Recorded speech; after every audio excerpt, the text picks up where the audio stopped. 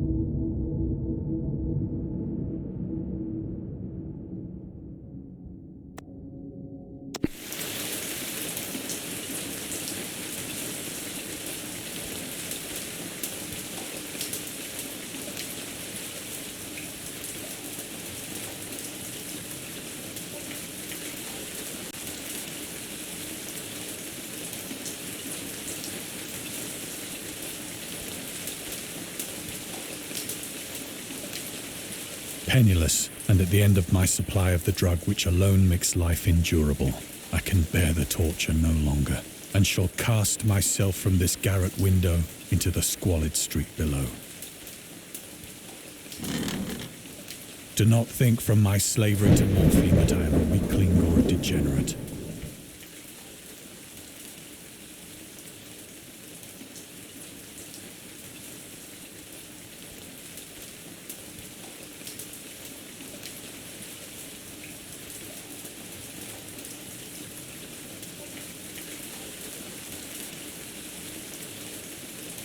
When you have read these hastily scrawled pages, you may guess, though never fully realize, why it is that I must have forgetfulness or death.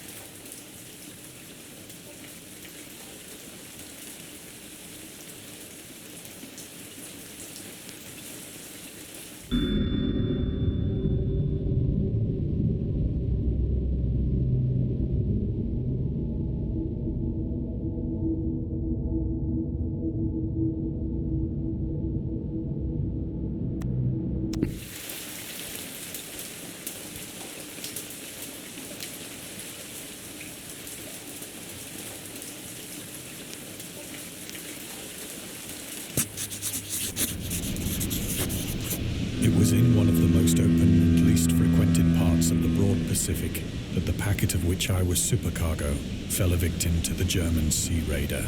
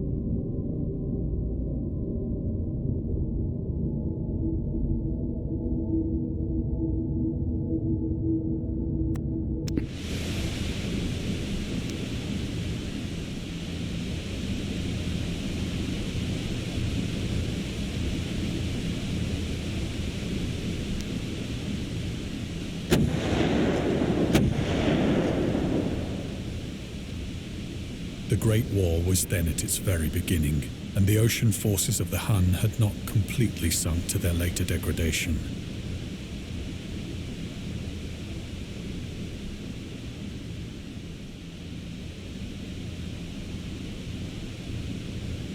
So that our vessel was made a legitimate prize, whilst we of her crew were treated with all the fairness and consideration due us as naval prisoners.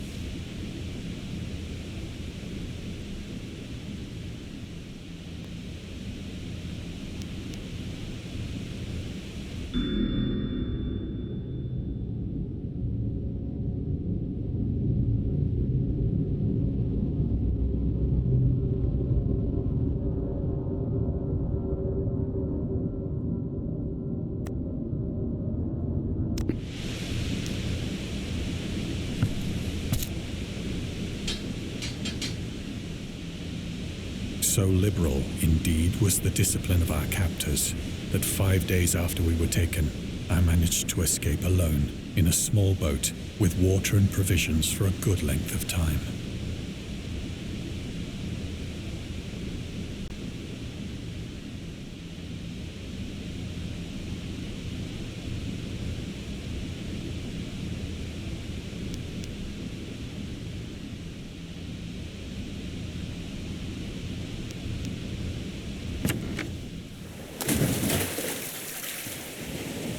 When I finally found myself adrift and free, I had but little idea of my surroundings.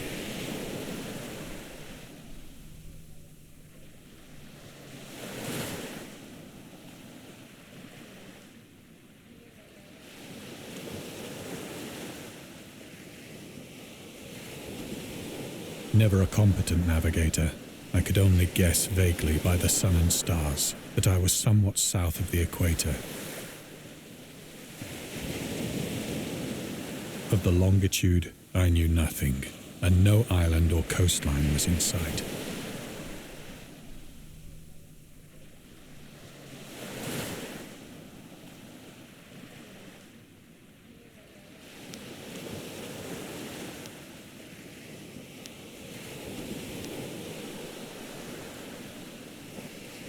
The weather kept fair, and for uncounted days I drifted aimlessly beneath the scorching sun, waiting either for some passing ship or to be cast on the shores of some habitable land.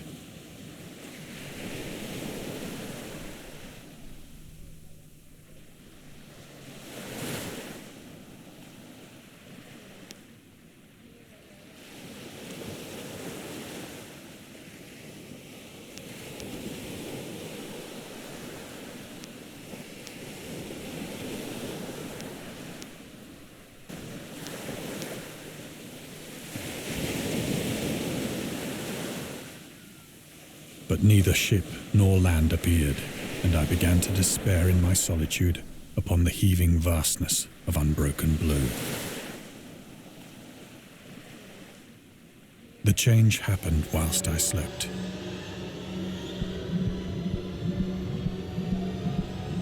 Its details I shall never know.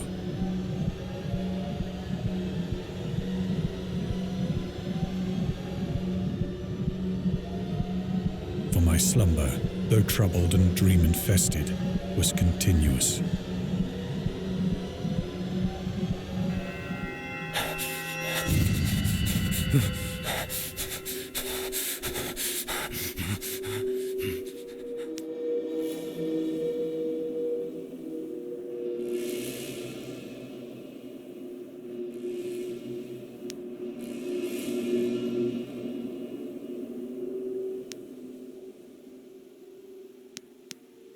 When at last I awoke, it was to discover myself half sucked into a slimy expanse of hellish black mire, which extended about me in monotonous undulations as far as I could see, and in which my boat lay grounded some distance away.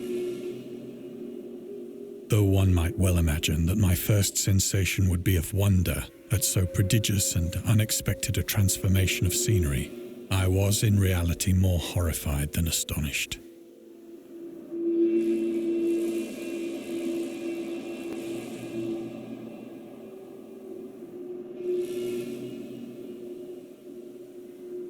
For there was in the air and in the rotting soil a sinister quality which chilled me to the very core.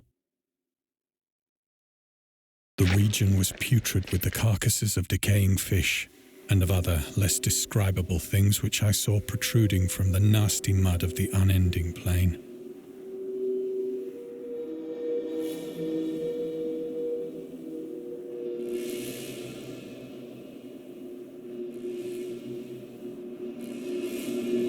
Perhaps I should not hope to convey in mere words the unutterable hideousness that can dwell in absolute silence and barren immensity.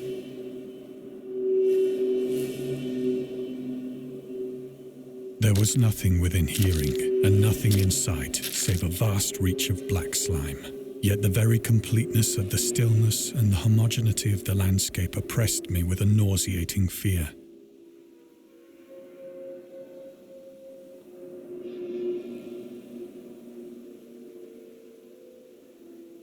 The sun was blazing down from a sky which seemed to me almost black in its cloudless cruelty, as though reflecting the inky marsh beneath my feet.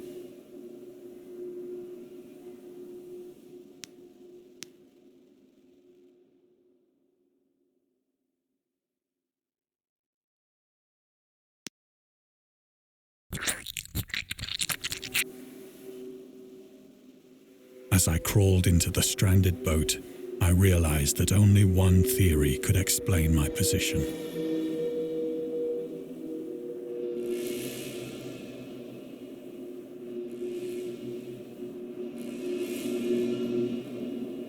Through some unprecedented volcanic upheaval, a portion of the ocean floor must have been thrown to the surface, exposing regions for which innumerable millions of years had lain hidden under unfathomable watery depths. So great was the extent of the new land which had risen beneath me that I could not detect the faintest noise of the surging ocean, straining my ears as I might. Nor were there any seafowl to prey upon the dead things.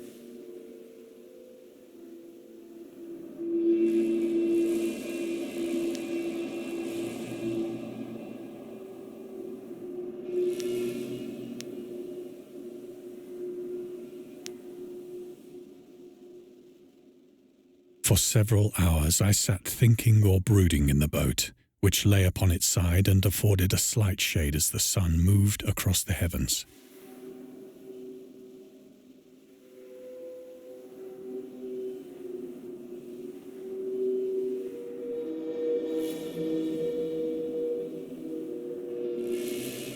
As the day progressed, the ground lost some of its stickiness and seemed likely to dry sufficiently for traveling purposes in a short time. That night I slept but little, and the next day I made for myself a pack containing food and water, preparatory to an overland journey in search of the vanished sea and possible rescue.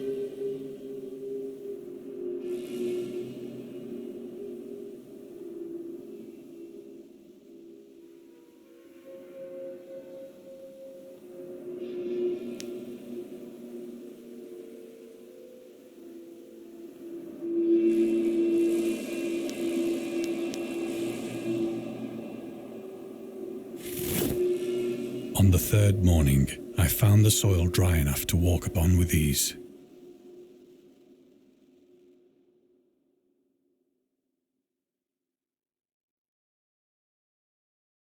The odor of the fish was maddening, but I was too much concerned with graver things to mind so slight an evil, and set out boldly for an unknown goal.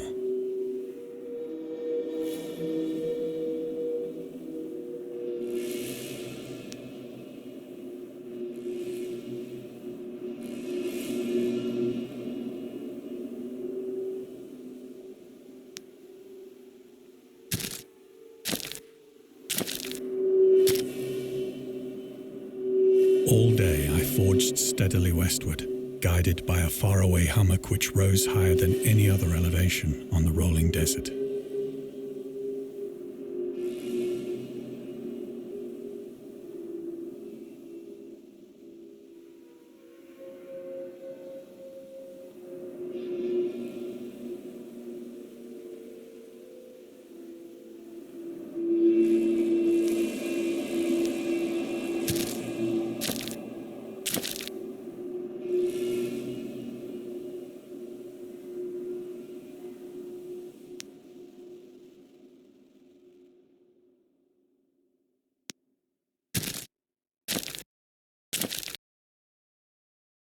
That night, I encamped, and on the following day still travelled toward the hummock, though that object seemed scarcely nearer than when I had first espied it.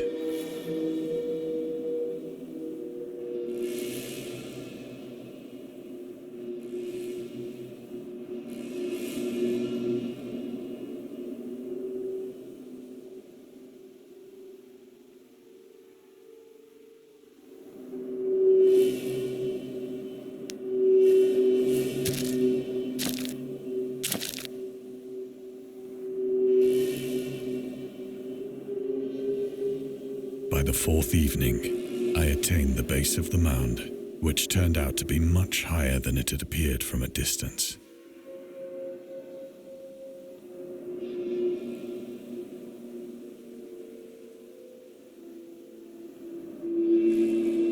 An intervening valley setting it out in sharper relief from the general surface.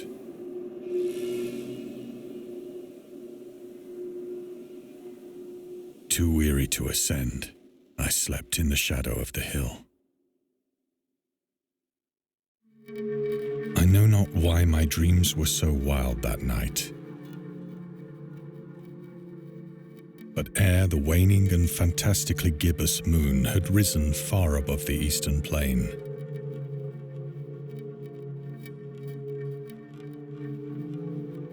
I was awake in a cold perspiration, determined to sleep no more.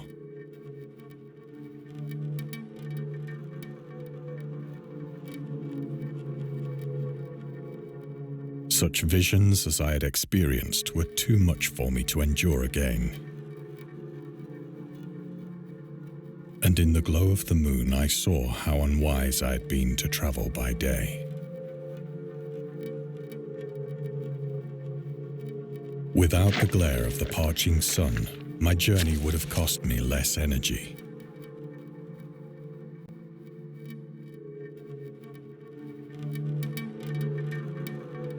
Indeed, I now felt quite able to perform the ascent which had deterred me at sunset.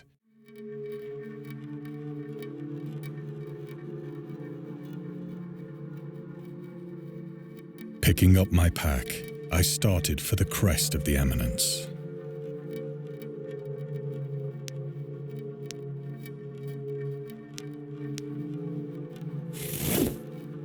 I have said that the unbroken monotony of the rolling plain was a source of vague horror to me.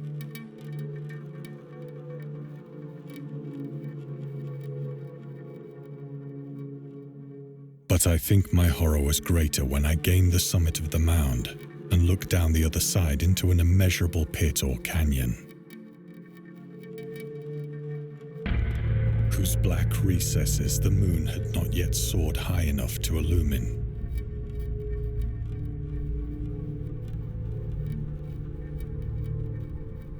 I felt myself on the edge of the world,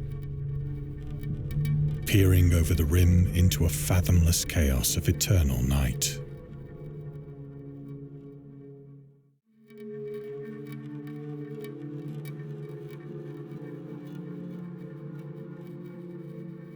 Through my terror ran curious reminiscences of Paradise Lost and of Satan's hideous climb through the unfashioned realms of darkness.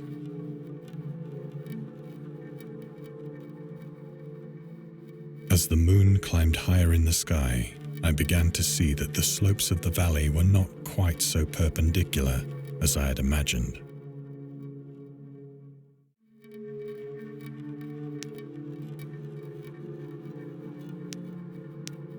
Ledges and outcroppings of rock afforded fairly easy footholds for a descent, whilst after a drop of only a few hundred feet, the declivity became very gradual.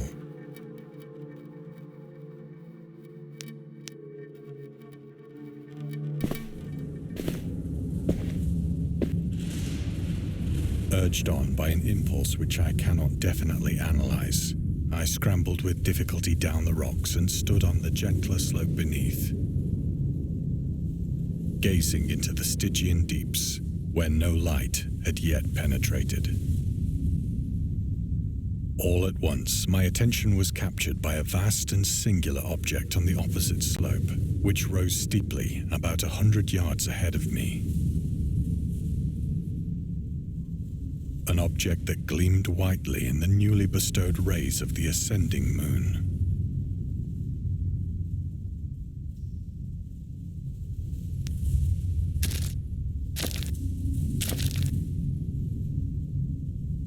That it was merely a gigantic piece of stone, I soon assured myself. But I was conscious of a distinct impression that its contour and position were not altogether the work of nature. A closer scrutiny filled me with sensations I cannot express.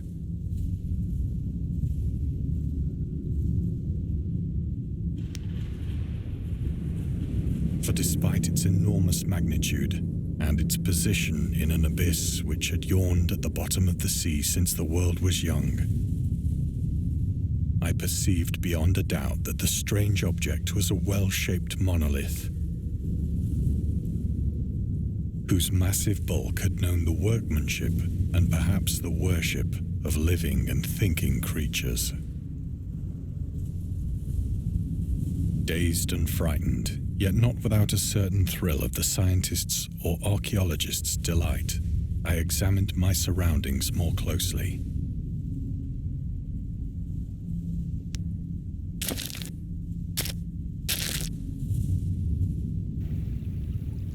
The moon, now near the zenith, shone weirdly and vividly above the towering steeps that hemmed in the chasm.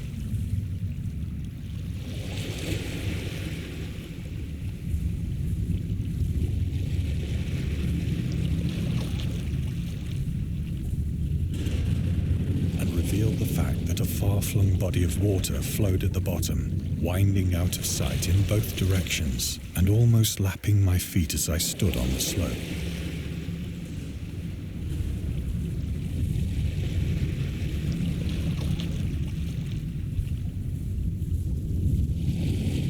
Across the chasm, the wavelets washed the base of the cyclopean monolith, on whose surface I could now trace both inscriptions and crude sculptures.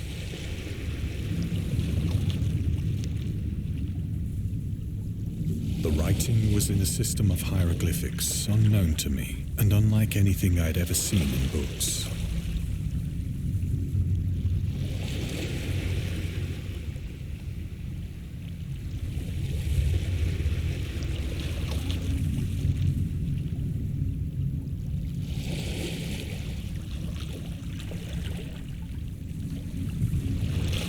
Consisting for the most part of conventionalized aquatic symbols such as fishes, eels, octopi, crustaceans, mollusks, whales, and the like.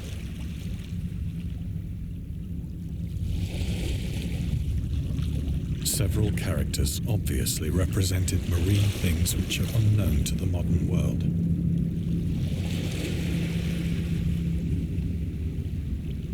But whose decomposing forms I had observed on the ocean-risen plain.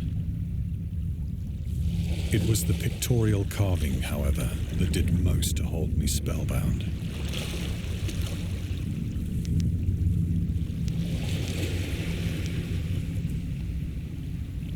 Plainly visible across the intervening water on account of their enormous size were an array of bas-reliefs whose subjects would have excited the envy of a doré.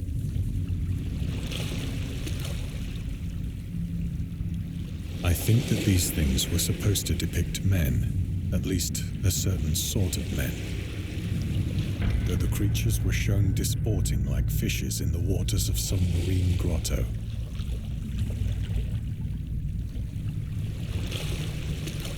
Or paying homage at some monolithic shrine which appeared to be under the waves as well. Of their faces and forms I dare not speak in detail, for the mere remembrance makes me grow faint.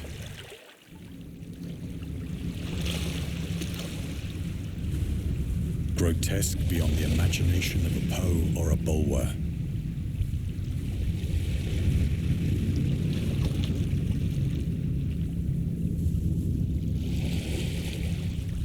They were damnably human in general outline, despite webbed hands and feet, shockingly wide and flabby lips.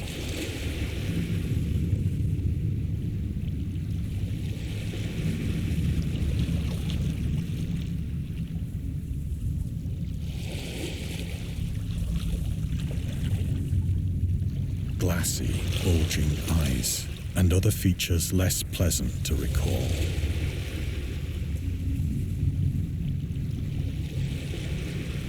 Curiously enough, they seem to have been chiseled badly out of proportion with their scenic background.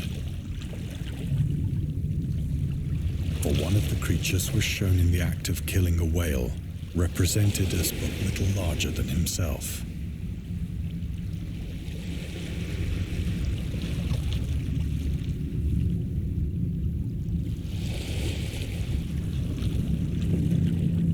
I remarked, as I say, their grotesqueness and strange size.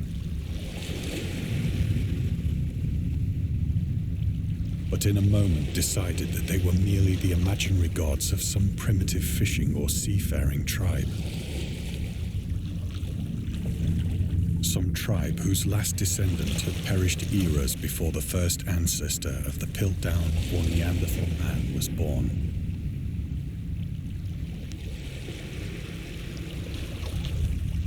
Awestruck at this unexpected glimpse into a past beyond the conception of the most daring anthropologist, I stood musing whilst the moon cast queer reflections on the silent channel before me. Then, suddenly, I saw it.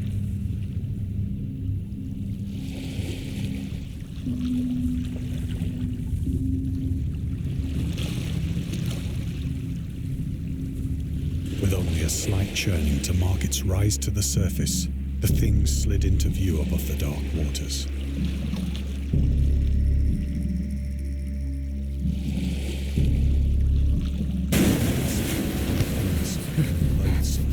It darted like a stupendous monster of nightmares to the marlin, about which it flung its gigantic scaly arms, while it bowed its hideous head and gave vent to certain measured sounds.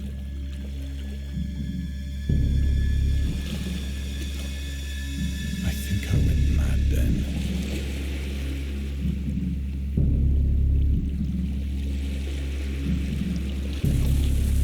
Of my frantic ascent of the sloping cliff and of my delirious journey back to the stranded boat, I remember little.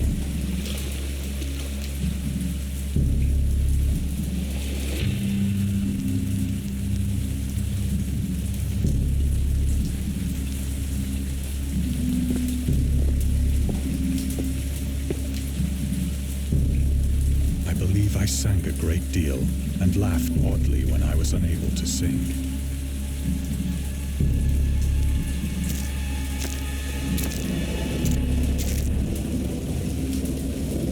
I have indistinct recollections of a great storm sometime after I reached the boat. At any rate, I know that I heard pearls of thunder and other tones which nature utters only in her wildest moods.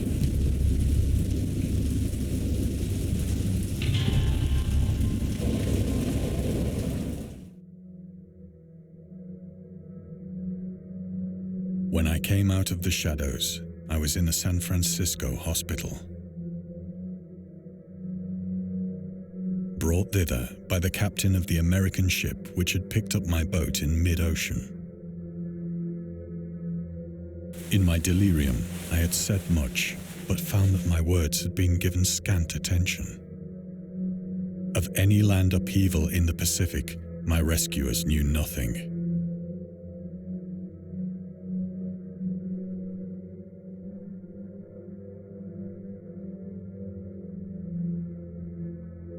Nor did I deem it necessary to insist upon a thing which I knew they could not believe.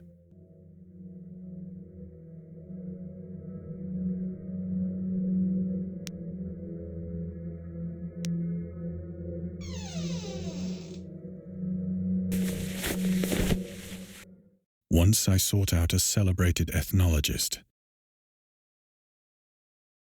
and amused him with peculiar questions regarding the ancient Philistine legend of Dagon, the fish god.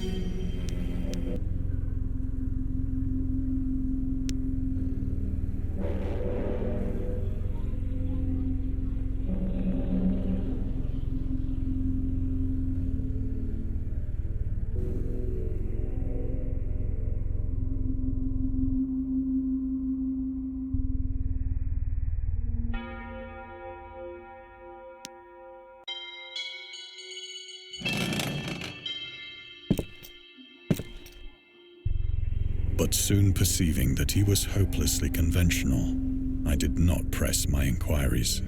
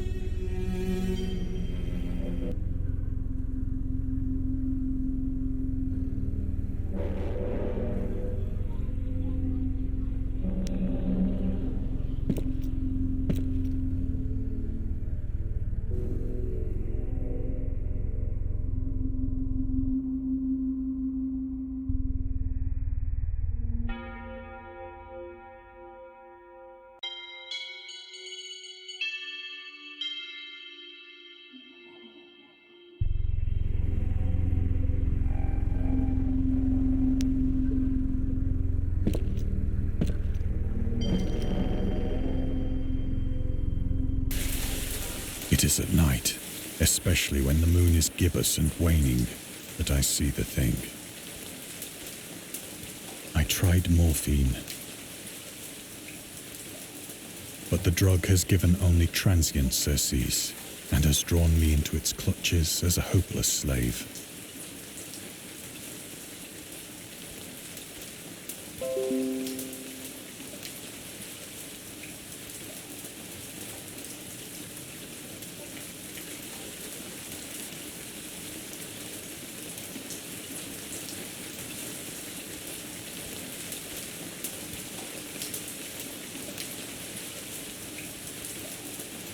So now I am to end it all, having written a full account for the information or the contemptuous amusement of my fellow men.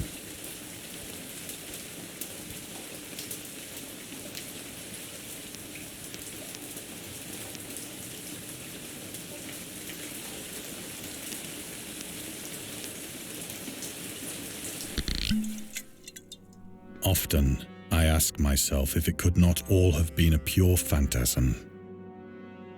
A mere freak of fever as I lay sun-stricken and raving in the open boat after my escape from the German man of war.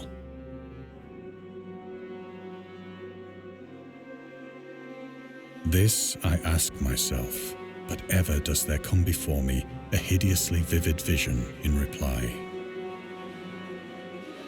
I cannot think of the deep sea without shuddering at the nameless things that may at this very moment be crawling and floundering on its slimy bed.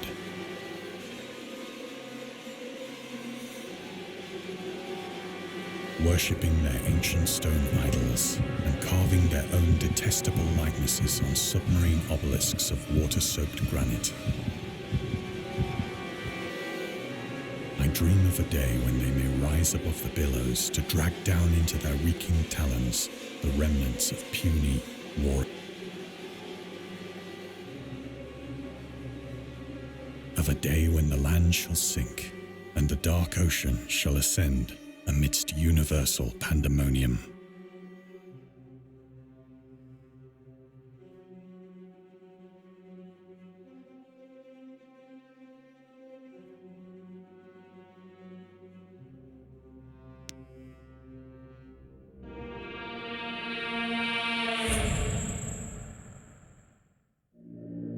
The end is near.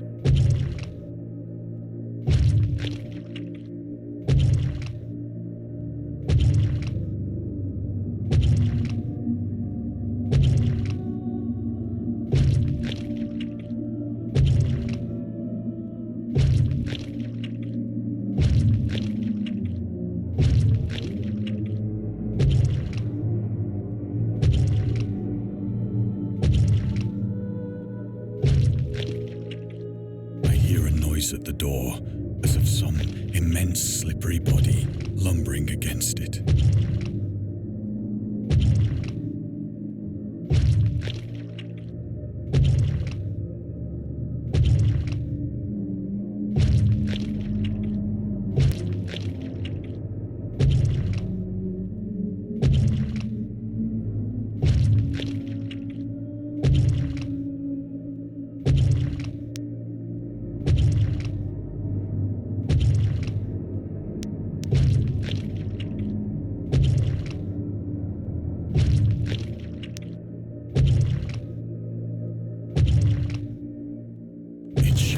Find me.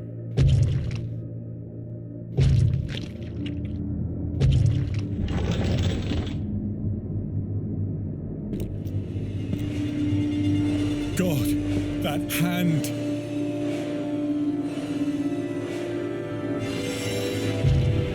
The window! The window!